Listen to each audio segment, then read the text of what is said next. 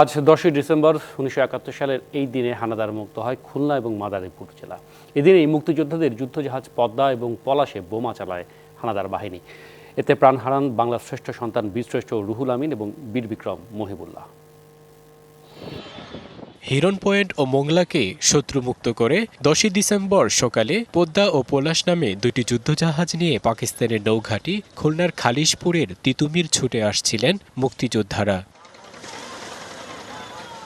রূপসা নদীতে প্রবেশের পর বিমান হামলার শিকার হয় জাহাজ দুটি। শহীদ হন বীরশ্রেষ্ঠ রুহুল আমিন ও বীর বিক্রম মহিবুল্লাহ।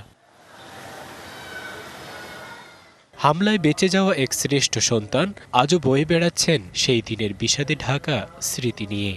রুহুল আমিন সহ বীরশ্রেষ্ঠ ও জাহাজেই ছিল, যখন ওই কিনারায় বেঁধে গেল তখন ও পানি খেতে চাইছিল। হি ওয়াজ এলাইভ, কিন্তু ওরা পানি দিতে চায়নি। মাদারীপুরের AR হাওলাদার জুট মিলের ডি-টাইপ ভবনটিকে টর্চার সেল হিসেবে ব্যবহার করে পাক বাহিনী শত শত নারী পুরুষকে ধর্ষণ ও হত্যা করে এই সেলের পশ্চিম পাশের মাঠে দেয় গণকবর। 8ই ডিসেম্বর সমাদ্দার ব্রিজ এলাকায় 3 দিন 2 রাত হানাদার বাহিনীর বিরুদ্ধে কমান্ডার খলিলুর রহমান খানের নেতৃত্বে সম্মুখ যুদ্ধ পরিচালনা করেন মুক্তিকামী বাংলার দামাল ছেলেরা।